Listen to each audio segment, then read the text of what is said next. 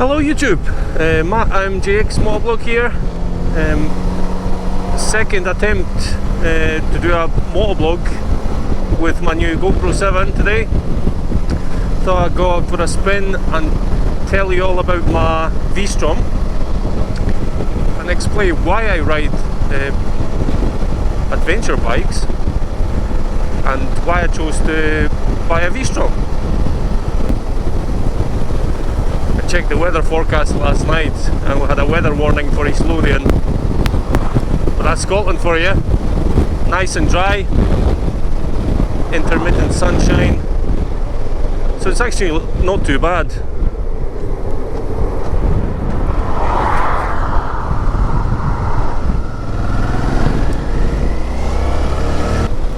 So why do I ride bikes? It all started 2006, I think, for me, when I watched The Long Way Round.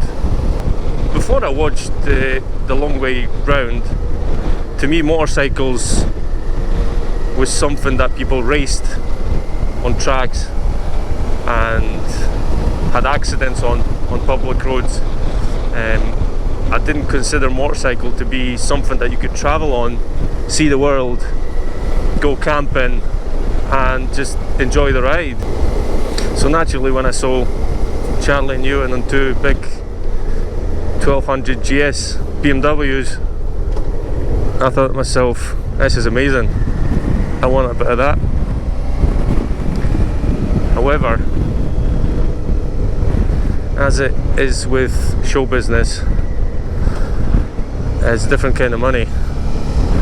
I couldn't afford the GS, so I got myself a Suzuki Marauder, my first Suzuki 125, something to learn on, and I did learn on the Marauder.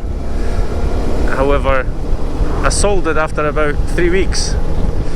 I decided it wasn't fast enough for me, and it's not a joke, tractors were overtaking me on a public road.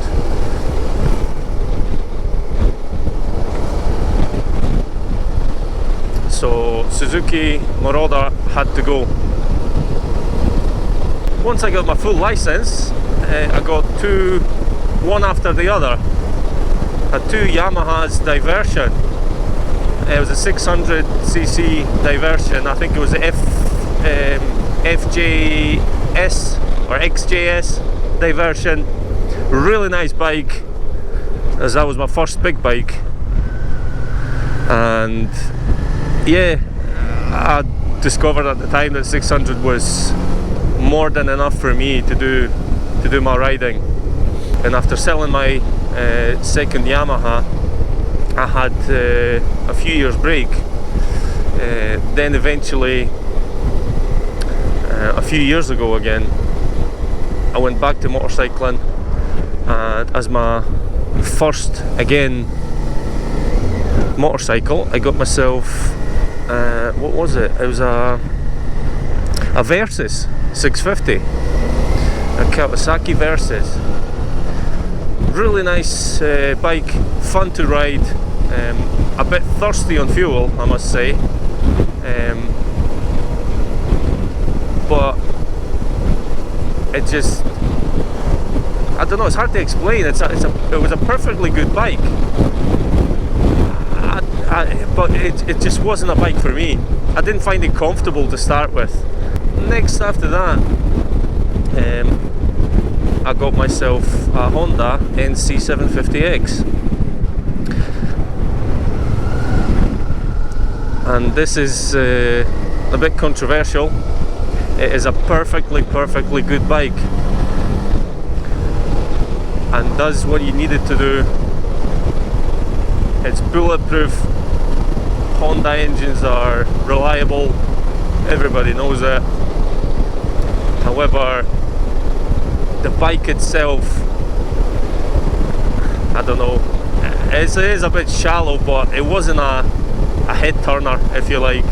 Very economical in fuel as well, but again, it's just there was something missing.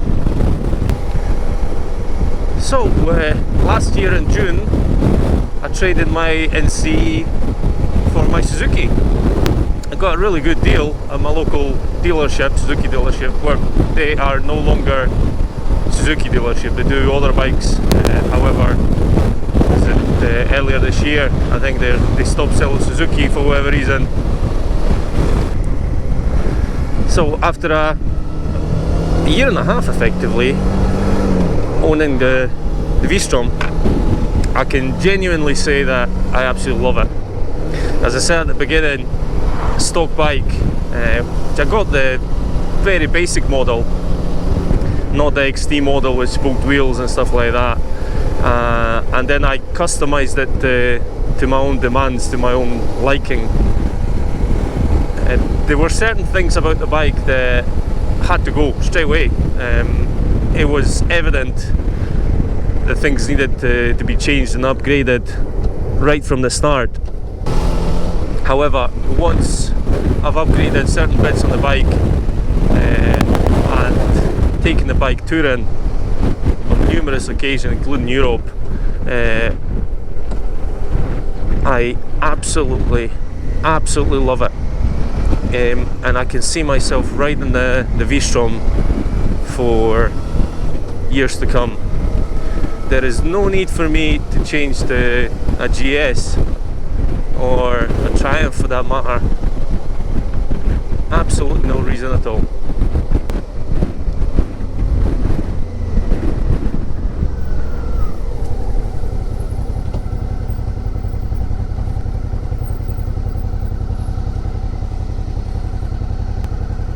I actually forgot this wasn't paved, so we're going to do a bit of off-roading today. What a coincidence.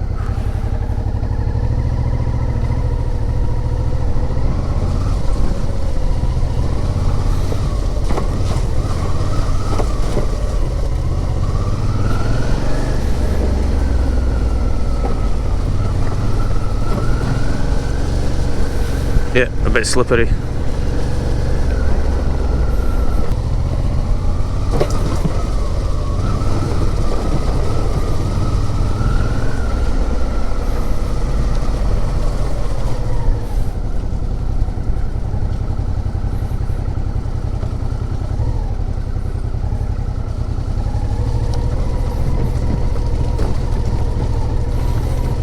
My bike will need wash today.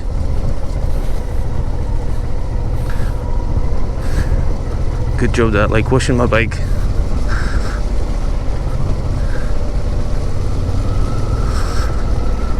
Really slippery.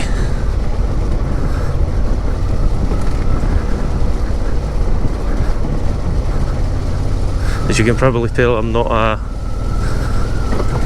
an experienced off-road rider. I will take it on a muddy path like this, or a gravelly road.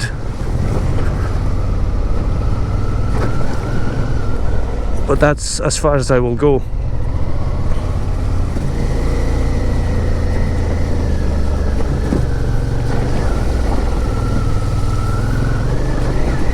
Yeah, perfectly capable of doing something like this. Both me and the bike. But that's about it.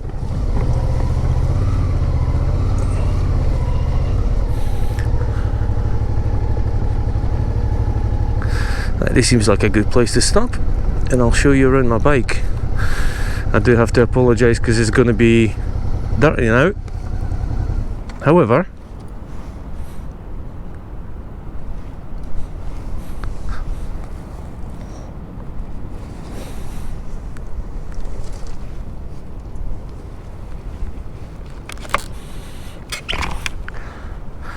so there she is, Mucky Pup.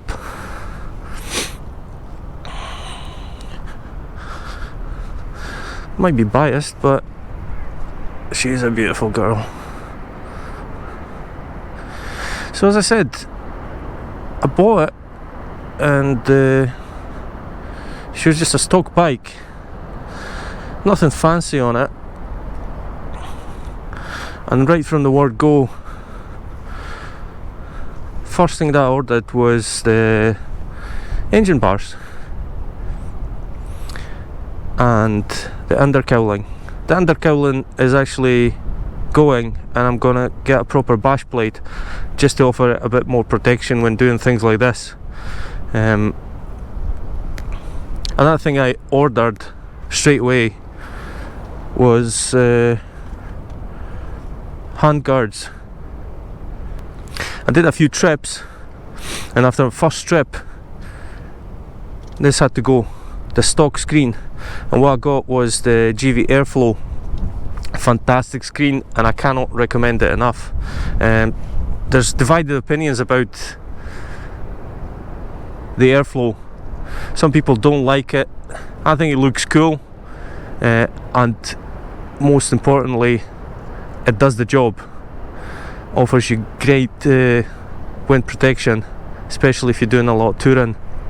As you can see, I've got a tank bag, GV tank bag. It's one of those tank lock things which makes it easier to take off and clip back on when you're refueling. I got myself a TomTom rider. It was a 550 Live Maps World Edition.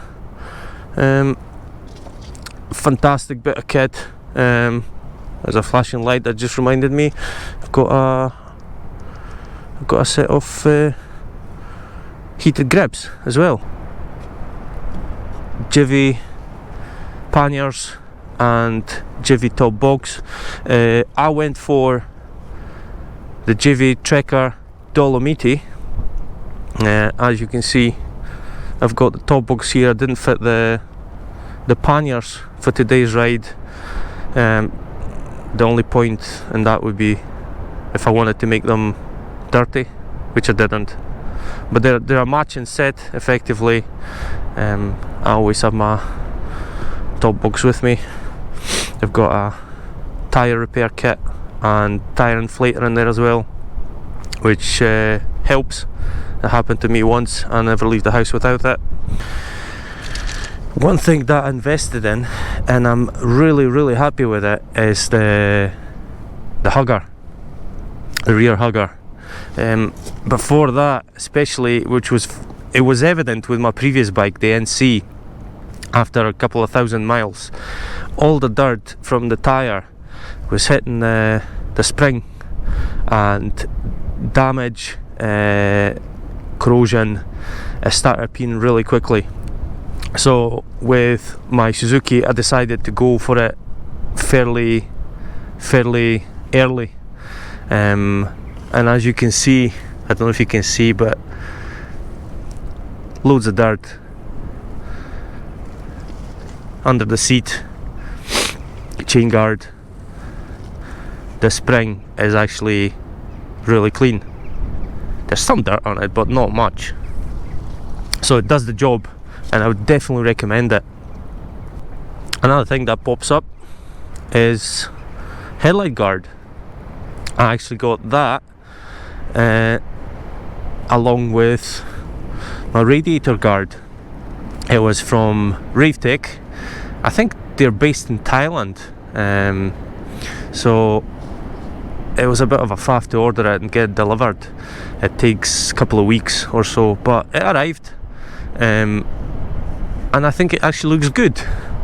The reason I went for that style of a headlight guard, because obviously the radiator guard screws on, stays on, and there's really nothing else to it.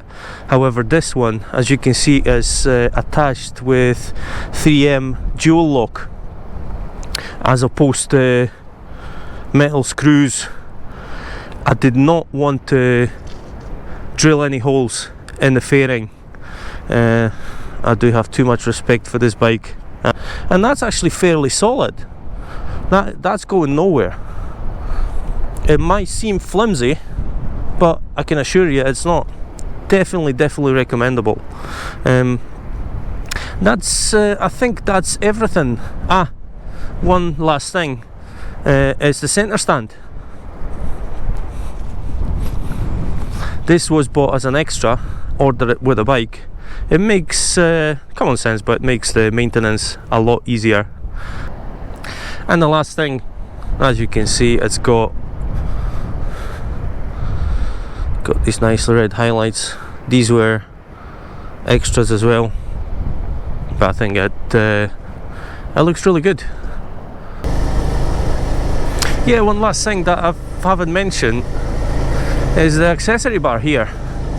That was a little extra that I got on eBay, and I haven't actually used it yet. I was going to buy one of those quad lock attachments for my mobile phone, and that's where my mobile phone would go.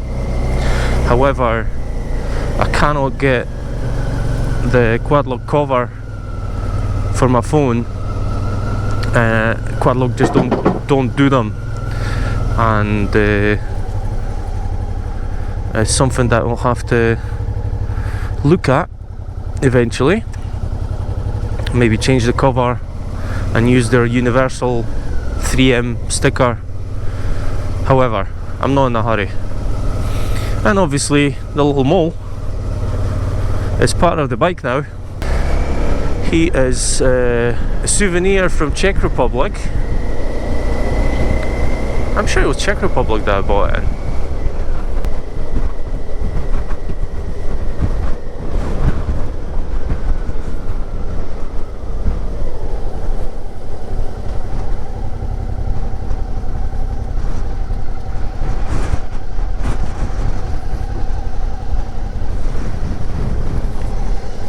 Anyhow guys, hope you enjoyed the video. Again, still testing stages for my GoPro and all my setup, but another nice day for a ride out. Hope you enjoyed it. Take care and ride safe.